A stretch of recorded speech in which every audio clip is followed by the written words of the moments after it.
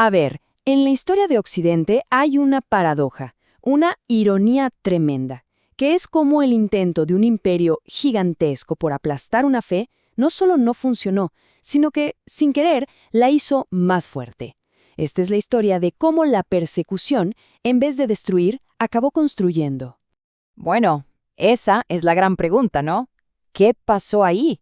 ¿Qué mecanismos hicieron que un grupo, al principio minoritario y hasta despreciado, se convirtiera en la religión que definiría a todo el mundo romano? Es un giro en la historia que parece no tener lógica, pero vamos a ver cuáles fueron sus claves. Primero, un poco de contexto. Imagínense el Imperio Romano.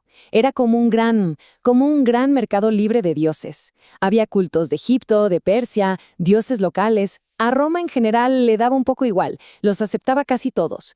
Eso sí, con una condición clave, que todos le rindieran culto al emperador y a los dioses del Estado. Era, digamos, una póliza de lealtad para mantener al imperio unido. Y es justo por esto que el choque con los cristianos fue tan brutal y al final inevitable. Ok, entonces, si Roma era así de abierta, ¿por qué esa obsesión, esa fijación con los cristianos? Es que no se trataba solo de una diferencia de opiniones sobre dioses. Era un choque de trenes, una colisión frontal entre dos maneras de entender la sociedad. A ver, pongámonos en la cabeza de un romano de la época. Negarse a hacer un sacrificio por el emperador no era un asunto personal, era un acto de traición, un desafío al poder del Estado. Y al rechazar a los dioses que, según ellos, protegían a Roma, se les acusaba de ateísmo, o sea, de poner en peligro a todo el mundo al provocar la furia de los dioses.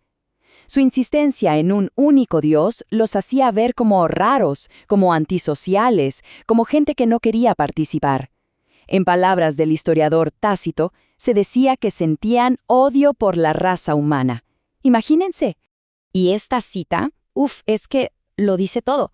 No los veían como una religión más, los veían como una enfermedad, un tumor, algo ajeno que estaba infectando el cuerpo del imperio. Y claro, cuando tienes un quiste, no lo toleras, lo extirpas. Esa mentalidad es la que explica la violencia que se desató después. Ojo, es clave entender que esto no fueron 300 años seguidos de persecución, fue algo que fue escalando. Empezó con brotes de violencia aquí y allá, como la famosa persecución de Nerón en Roma, muy localizada. Pero tuvieron que pasar casi 200 años para que con el emperador Decio se convirtiera en una política oficial para todo el imperio. Y finalmente con Diocleciano llegó el intento final, el más salvaje y organizado por borrarlos del mapa, la que se conoce como la Gran Persecución. Y es justo aquí donde la historia da un giro de 180 grados, totalmente inesperado.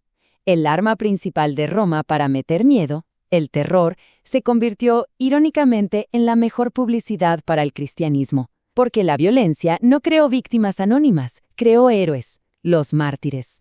Escuchen esto, son las palabras de Ignacio de Antioquía, y las escribió mientras lo llevaban a Roma para ser ejecutado. Son escalofriantes porque revelan una lógica completamente distinta, ajena a la mentalidad romana. Para Ignacio, la muerte no era un castigo, era como la graduación de su fe. El martirio no era una derrota impuesta por Roma, era una victoria elegida por él. Y aquí está la clave de todo. Las ejecuciones públicas eran un espectáculo del poder romano, una obra de teatro para decir: miren lo que pasa si nos desobedecen. Pero los cristianos le dieron la vuelta al guión por completo.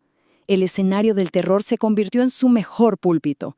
La gente veía a los mártires morir con calma, a veces hasta con alegría, y eso era incomprensible. Un espectáculo que en vez de asustar, fascinaba y atraía a más gente. El escritor Tertuliano lo clavó con esta frase, que se hizo inmortal. Cada ejecución, que supuestamente debía reducir el número de cristianos, funcionaba como si estuvieran plantando semillas. La política de exterminio se convirtió sin querer en una campaña de marketing viral. Claro, el imperio se dio cuenta de que su estrategia no estaba funcionando. Así que, a mitad del siglo III, el emperador Decio cambió las reglas. Y la nueva táctica fue más sutil y, si se quiere, más cruel. El objetivo ya no era tener cadáveres heroicos en la arena. El objetivo era quebrar la voluntad de la gente. No buscaban mártires, Buscaban apóstatas, gente que renunciara a su fe en público, para así sembrar la duda y la división dentro de las propias comunidades. Toda esta presión constante, tanto física como psicológica, tuvo un efecto increíble. No solo puso a prueba la fe de cada persona, sino que obligó a la Iglesia como institución a definirse, a organizarse mejor, a unirse. Básicamente, la identidad cristiana, tal y como la conocemos, se forjó en el fuego de la persecución. Es que la persecución fue como un arma de doble filo, y esta tabla lo resume perfecto. Por un lado, sí, el golpe fue durísimo. Muchísima gente abandonó la fe, se crearon divisiones terribles sobre qué hacer con los que habían renunciado, un trauma enorme. Pero por el otro, y aquí está lo interesante, esta misma presión los fortaleció. Los obligó a decir, ok, ¿en qué creamos exactamente? Fortaleció la figura de los obispos como líderes y creó unos lazos de solidaridad entre ellos que eran vitales para poder sobrevivir. O sea, para ponerlo en palabras simples, la amenaza de afuera los obligó a unirse por dentro. Para poder resistir, tuvieron que ponerse de acuerdo en cosas cruciales. ¿Cuáles son nuestras creencias principales? ¿Quién manda aquí en tiempos de crisis? ¿Cómo nos ayudamos unos a otros? La persecución transformó un movimiento que era muy diverso y disperso en una institución mucho más organizada y fuerte. Y fue precisamente esa capacidad de aguantar, esa identidad de acero forjada en el conflicto, la que preparó el terreno para uno de los giros más espectaculares de la historia, el viaje desde la arena de los mártires hasta el mismísimo trono del poder. Y el momento que lo cambia todo, el punto de no retorno, llega en el año 313. Justo después de la peor de todas las persecuciones, el emperador Constantino cambia las reglas del juego. El edicto de Milán, ojo, todavía no convierte el cristianismo en la religión oficial, para eso falta un poco, pero le da estatus legal, le concede absoluta tolerancia. Después de siglos, la cacería oficialmente había terminado.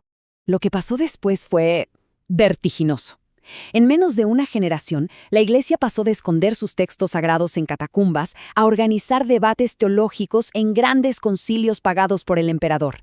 La fe que antes se susurraba en secreto, ahora levantaba basílicas enormes a la vista de todo el mundo. Fue un cambio radical, un terremoto que no solo cambió la religión, sino el rumbo de toda la civilización occidental. Y cerramos con esto, con una pregunta que creo que va mucho más allá de la historia. La persecución le dio al cristianismo una identidad de hierro, un propósito clarísimo y una unidad forjada a la fuerza. Pero, ¿qué pasa cuando el enemigo desaparece? Cuando la comodidad reemplaza al conflicto, ¿no se corre el riesgo de perder justo esa esencia que se ganó en la lucha? Es una reflexión interesante sobre cómo la adversidad nos define y sobre qué es lo que se pierde cuando la lucha, por fin, termina.